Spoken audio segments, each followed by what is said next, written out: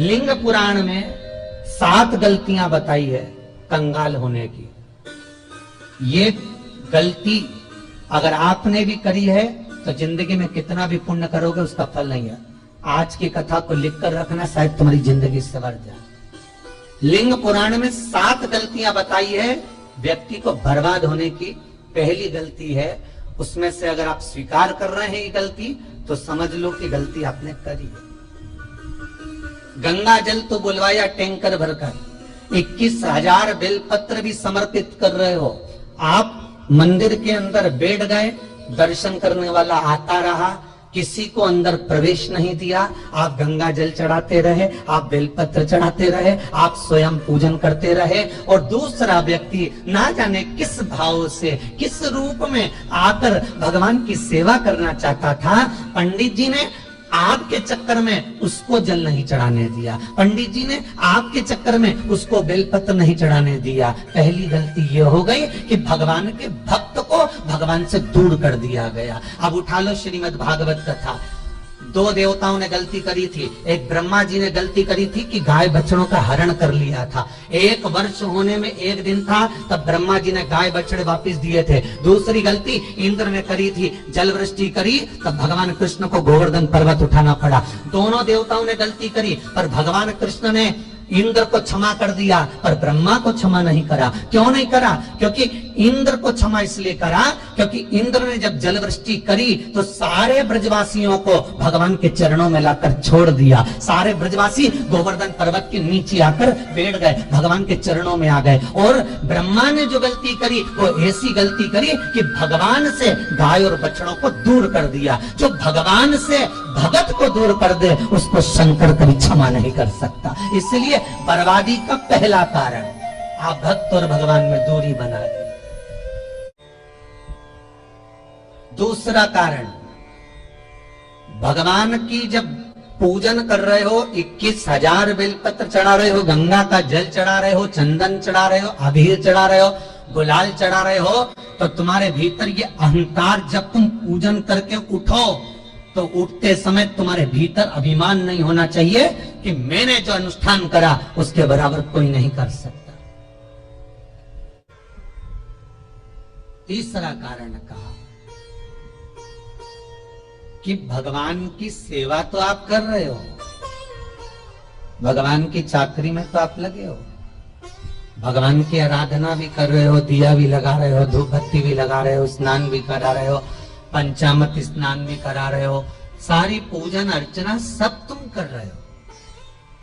पर हो सकता है इस पूजन अर्चना में आप केवल 3 घंटा पूजन करते हो और बाकी के समय किसी न किसी की जीवात्मा को दुख पहुंचा रहे हो। एक कथा में एक बात कही थी कि भले मंदिर में दिया मत लगाओ, भले मंदिर में जाकर धूप बत्ती मत जलाओ, भले मंदिर में जाकर भोग मत लगाओ, भले मंदिर में जाकर जल मत चढ़ाओ, कुछ मत करो, भले भगवान को नए कपड़े मत पहनाओ, भले तुम्हारी मर्जी पड़े भगवान को भोग मत लगाओ, पर शास्त्र कहता है कुछ मत करो, पर एक काम जरूर करना कि किसी के चेहरे पर प्रसन्नता ला देना तो मंदिर में दिया जलाने के बराबर होगा। किसी के चेहरे पर चमक ला देना, प्रसन्नता ला देना तो अगरबत्ती लगाने के बराबर होगा। किसी गरीबड़े के, किसी दुखी के चेहरे पर अगर तुमने प्रसन्नता ला दी तो वो भगवान को कपड़े पहनाने के बराबर होगा। मालूम पड़े तुम मंदिर में पूरी सब्जी बांटो, मंदिर में भोजन कराओ, मंदिर में सारा पकवान चढ़ाओ, और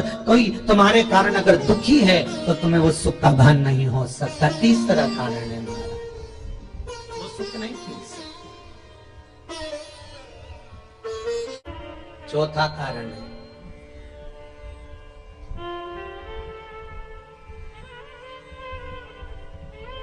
महाराज, जिस मंत्र को पढ़ा जा रहा है, जिस मंत्र का स्मरण किया जा रहा है,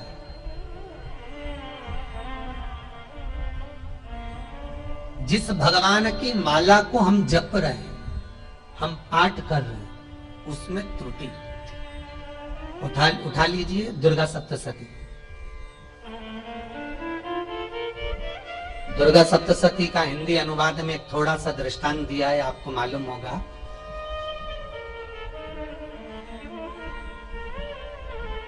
एक जजमान सप्तशती का पाठ कराते थे नवरात्रे में। नवरात्रे पूरे होते थे और उनकी पत्नी मर जाती थी। सप्तशती के अंदर लिखा है, बहुत ध्यान से सुनिएगा।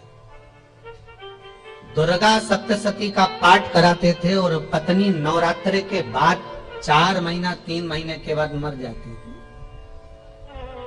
बहुत दुखी था सेठ। एक शादी करी, दूसरी करी, तीसरी करी, चौथी करी, चौथी पत्नी भी मर गई। बहुत दुख हुआ। आज वो गुरुजी के पास चले गया, गुरुदेव, गुरुजी, गुरुदेव, गुरुदेव। गुरुजी बोले क्या हो गया? सेठ जी बहुत दिनों के बाद आ रहे हो, क्या बात है गुरुदेव? मेरे को एक बात समझ में नहीं आती कि मैं नवरात्रि में सप्तशती का पाठ कराता हूँ, देवी जी का यज्ञ करवाता हूँ, माता रानी को चूनर पहनाता हूँ, उनको सुंदर बिछुड़ी, पायल, चुनरी सब पहनाता हूँ, कन्याओं का भोजन करवाता हूँ, भंडारा करवाता हूँ, जवारे बोता हूँ, अखंड ज्योत लगाता हूँ। पर नवरात्रि जैसी पूरी होती है उसके 2 महीने 3 महीने बाद मेरी पत्नी क्यों मर जाती है? 4 पत्नियां मेरी मर चुकी हैं, 5वीं मैंने शादी करी है। गुरुदेव आप कृपा करिएगा, कुछ तो बता दीजिए, कुछ करुणा कर दीजिए। गुरुजी बोले जब तू सब कुछ अच्छा कर रहा है, जोत भी जला रहा है, कन्या भोज भी करा रहा है, चुनड़ी भी चढ़ा रहा है, भंडारा भी कर रहा है, जोत भी लगा रहा है, जवारे भी बो रहा है, माता रानी की सेवा भी कर रहा है, अखंड रात्रि व्रत कर रहा है, सब कुछ तूने करा, यज्ञ भी करा, फिर तेरी पत्नी क्यों मर सकती है? ऐसा हो ही नहीं सकता। नहीं गुरुदेव, मेरी 5वीं शादी है गुरुदेव, अब की बार आप कृपा करिए। गुरुजी ने कहा तेरे पंडित जी को अनुष्ठान पर बुला, मैं कमरे में बैठकर सुनूंगा सप्तशती का पाठ, तब मैं ध्यान करूंगा। गुरुजी अंदर के कमरे में जाकर बैठ गए, ब्राह्मण पाठ करना प्रारंभ करा और ब्राह्मण ने पाठ करना प्रारंभ करा। उसमें एक शब्द आ गया, भार्यन्तु भक्षन्तु, भार्यन्तु भक्षन्तु।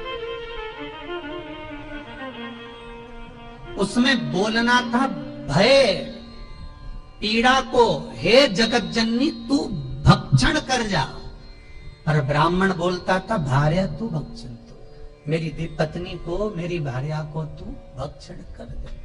पंडित जी जैसे ही बोले, गुरुजी बाहर निकल कर आ गए। पंडित जी को रोका, रुकिए गुरुदेव, आप हर साल अनुष्ठान कर रहे हो जजमान के यहाँ और बोल देते हो भार्यन्तु भक्षन्तु, हे देवी तू मेरी पत्नी को खा जा। तो माँ हर बार उस पत्नी को निगल जाती है। निवेदन शब्द सुधार लीजिए, शब्द ठीक है। चौथा कारण है कि आप जो पाठ कर रहे हो, आप जो पूजन कर रहे हो, आप जो अनुष्ठान कर रहे हो, उसमें कुछ ना कुछ गलती जरूर हो रही है। ये चौथा कारण है।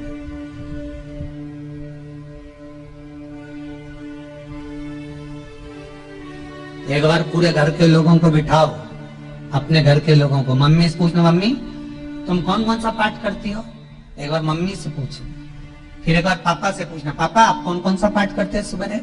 फिर बहू से पूछना, भाभी आप कौन कौन सा पाठ करती हो? फिर छोटी दुल्हन से पूछना, छोटी दुल्हन तुम कौन कौन सा पाठ करती हो? भैया आप कौन कौन सा पाठ करते हो? आप कौन कौन सा पाठ करते हो? पूछना।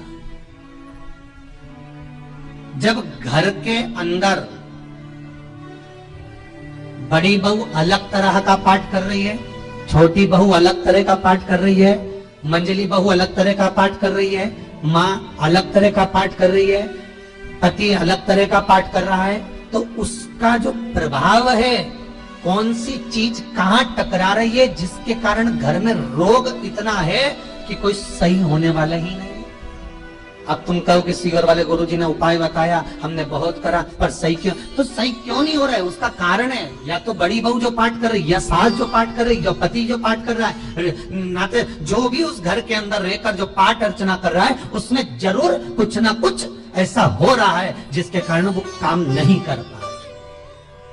उसमें कुछ ना कुछ गलती हो रही है जिसको तुम समझ नहीं पा रहे, जिसको तुम अपने आप को बहुत विचार करते हो कि मेरे बराबर कोई नहीं कर सकता, मैं शंकर की भगत, मैं राम की भगत, मैं कृष्ण की भगत, मैं जो करती हूँ बहुत अच्छा करती हूँ, मैंने जो किया बहुत अच्छा करा। और हो सकता है उसी कारण आपको दुख झेलना पड़ रहा है।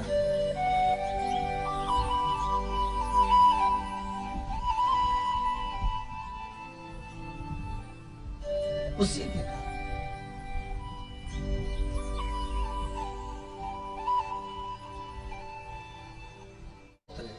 महाराज, हमने जो दान किया, हमने जो पुण्य किया, हमने जो सत्कर्म किया, वो किस जगह पर लगा? पांचवा सूत्र,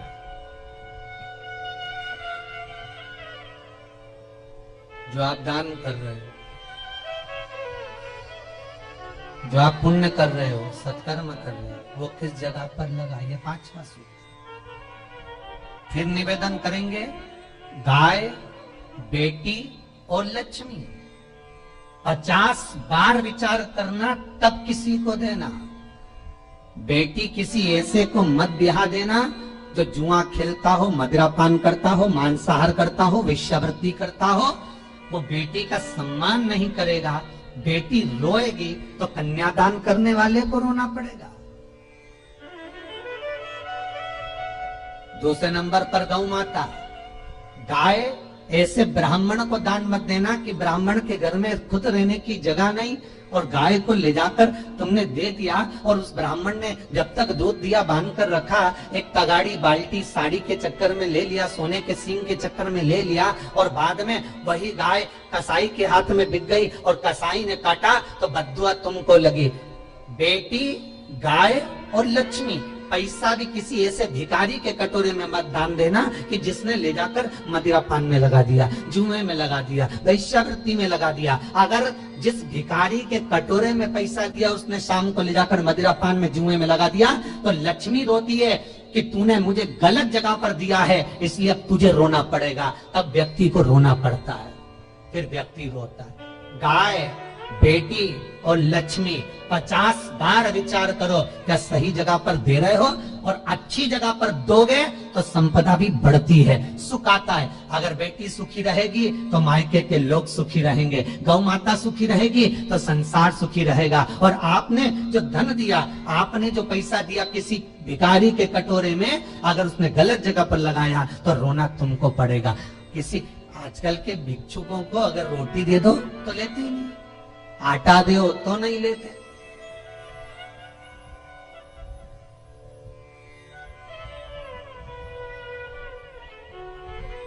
पहले के समय में जो भिक्षुक आते थे ना, तो रोटी बनी हुई मांगते थे। बूढ़ी बूढ़ी माताएं जानती होंगी, चिमटा बजाकर, घुंघरू बजाकर कहते थे भोजन, तो 2 रोटी निकाल कर दे दी जाती थी घर से। लो बाबा, तो माता इतना प्रेम रखती थी, केवल रोटी नहीं देती थी, बाबा बैठो हम सब्जी लाकर देते। इतना प्रेम था बुजुर्ग माताओं का, बैठो। और आज के जमाने में अगर रोटी दे दो तो फेंक दे नली में ले जाके। पैसा चाहिए, क्यों? शाम को पीने के लिए चाहिए ना, मदिरा पान के लिए, मांसाहार के लिए, जुए के लिए, वेश्यावृत्ति के लिए धन चाहिए।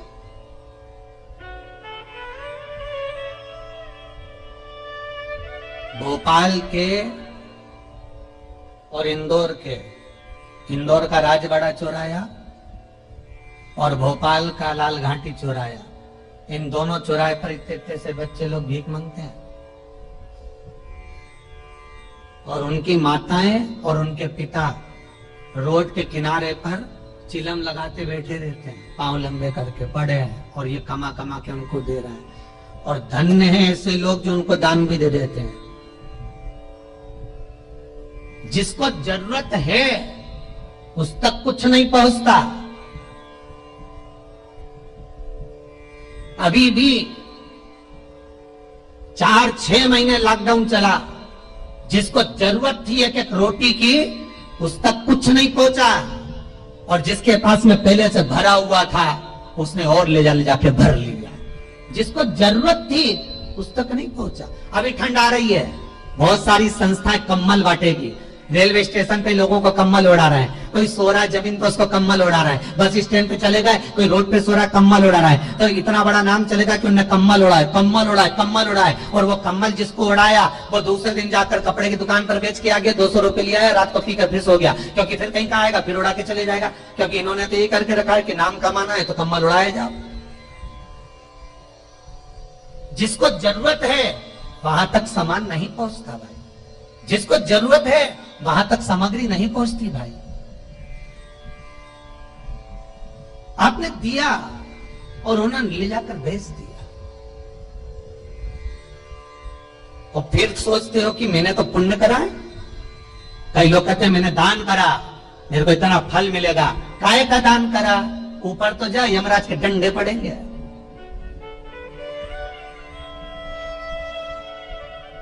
रेल में ट्रेन में आप बैठ जाओ रिजर्वेशन कोच में, छोटे छोटे लड़के आते हैं अपना कपड़ा उतारते हैं, सही बोलना रे भाई जितने लोग टीवी पर कथा सुन रहे हो, छोटे छोटे बच्चे अपना कपड़ा उतारेंगे और पोछा लगाएंगे रेल की बोगी में। जब गवर्नमेंट ने सीट पर रख रखे हैं तो तुम्हें अंदर आने का किसने कहा? कौन ने कहा कि तुम अपना कपड़ा उतार के पोछा लगाओ? और वो अपने शरीर का कपड़ा उतार कर पोछा लगाता है, आपके आगे हाथ फैलाता है, आप 1-2 रुपए दे देते हो, वो अगले स्टेशन पर उतरता है, कोई सूंघने की सामग्री लेता है, सूंघ सूंघ के वो बर्बाद हो जाता है और कहीं कूद कर मर जाता है। उसके मरने में 1 रुपया तुम्हारा भी लगा है, इसलिए नरक तुमको भी भोगना पड़ेगा, क्योंकि उसके मरने में तुमने हेल्प करी है।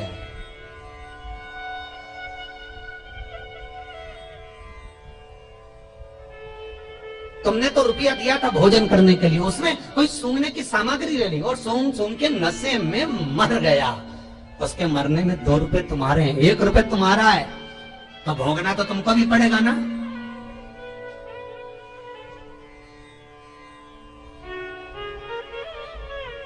अच्छी जगह लगाओ, सत्कर्म की ओर लगाओ, तो सुख का आनंद कुछ और ही होगा, सुख का आनंद कुछ और ही प्राप्त होगा। हमारा धर्म, हमारा पुण्य, हमारा सत्कर्म। 5वां कारण अपनी पुस्तिका में लिख कर रखना, तुम्हारे दुख का 5वां कारण क्या है? क्यों तुम करोड़पति से रोड़पति बन गए? तुम्हारे यहाँ पर 4-4, 5-5 गाड़ी थी, खूब वैभव था, खूब धन था, फैक्ट्रियां चल रही थी, सत्ताएं चल रही थी,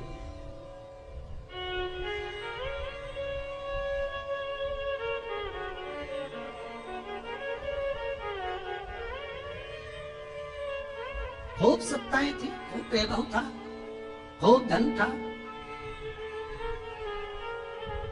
पर कुछ भी नहीं, सब धरा की धरा रह गया, सारा कोई वैभव बचा ही नहीं, कोई वैभव नहीं। एक हमारे सेंधवा के भगत है महाराज, बड़े भावपूर्ण भगत,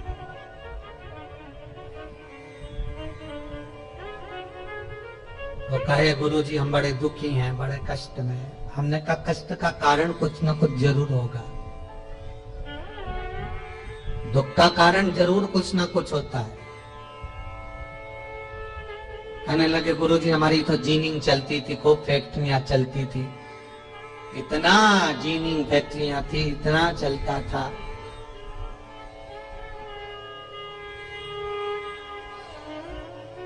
इतनी जीनिंग चलती थी, इतनी फैक्ट्रियां चलती थी, गुरुदेव बहुत दुखी हो गए। हमने कहा दुख का कारण, जो ये 7 कारण है शिव महापुराण के लिंग पुराण में जो 7 कारण बताए हैं दुख आने के, जब फैक्ट्रियां अच्छी चल रही, जीनिंग अच्छी चल रही, व्यापार अच्छा चल रहा है, तो 7 कारण बताए हैं कि आप उन 7 कारण में से कोई कारण आपके साथ में हुआ है जिसके कारण आप रोड पर आ गए, करोड़पति से रोड़पति बन गए।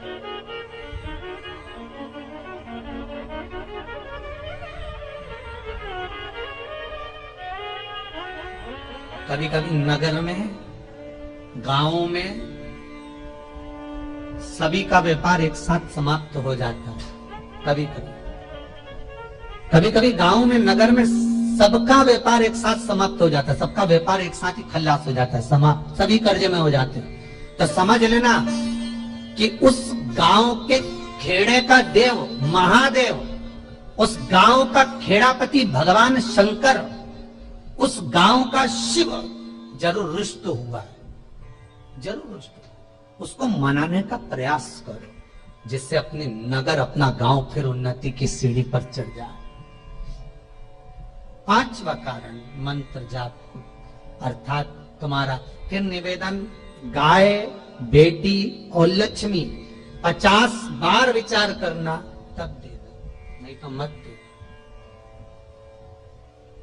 मत दीजिए।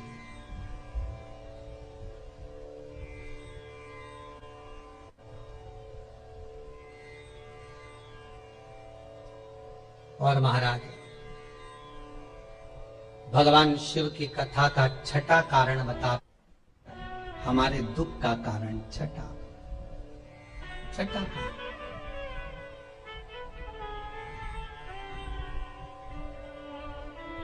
आदर सम्मान में कमी।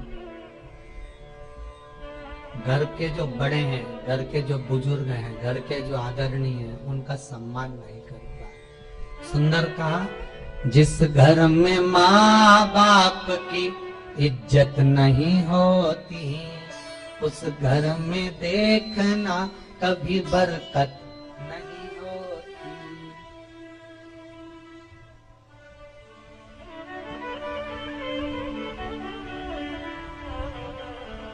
छठा कारण है सम्मान, सत्कार, आदर ना हो। जब धन। सातवां कारण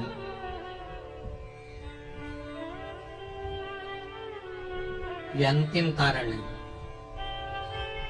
जितने लोग कर्जे में लदालू में, जितने लोग दुखी हैं, जितने लोग तकलीफ में, आज की कथा को बहुत दिल से सुनना, अपनी गलती को जरूर छांटना। मुझे विश्वास है मेरा भोलेनाथ, आप अगर गलती को स्वीकार कर लोगे तो शंकर वापिस आपको करोड़पति बना देगा, लखपति बना देगा। शंकर आपके भंडार फिर भर देगा। 7 कारण में से अपनी गलती को जरूर छांटना साहब कि आपने गलती कौन सी करी, और अपनी गलती को छांट ले, यही सबसे बड़ी बात है ना। लोग सुनने के बाद भी नहीं छाटे, नहीं मैंने तो कुछ करा ही नहीं, मैं तो कुछ करी नहीं, बस मैं ही तो है, हरी जगदम्बा वो मैं ही फंसा है बीच में।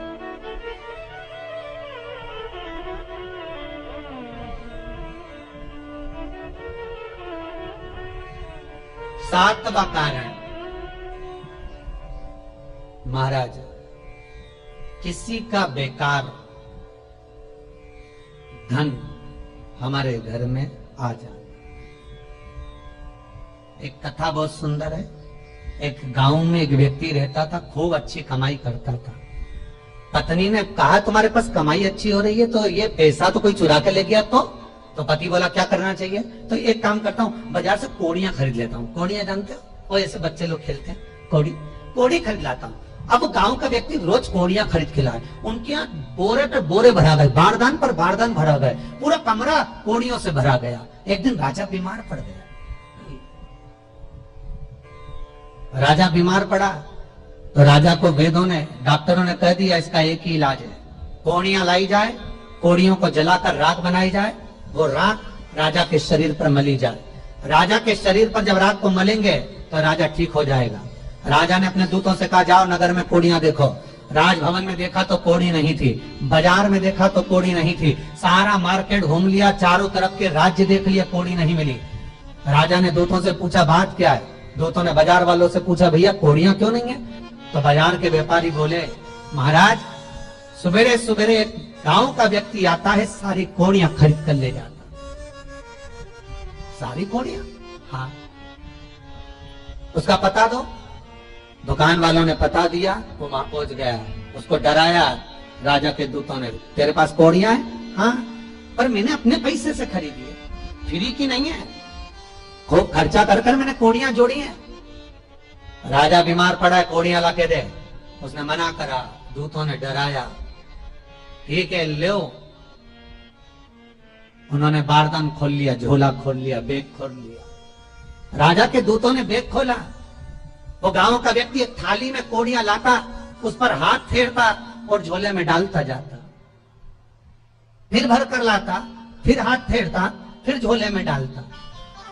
राजा के दूतों ने कहा, एक बार में पूरा बारदान उठाकर क्यों नहीं दे देता, ये बार बार हाथ क्यों फेर रहा है? तो गांव का व्यक्ति बोला, महाराज मैं कोड़ियों को थाली में भरकर हाथ इसलिए फेर रहा हूं, इन कोड़ियों में से मैं वो एक कोड़ी ढूंढ रहा हूं कि ऐसी कौन सी कोड़ी मेरी इन कोड़ियों में आकर मिल गई जो मेरी इतनी सारी कोड़ियों को लेकर जा रही है। बस वो चरित्र याद करना कि एक कोड़ी हमारे घर में कोई ऐसी आ जाती है जो सारी रखी हुई कोड़ी को लेकर चली जाती है।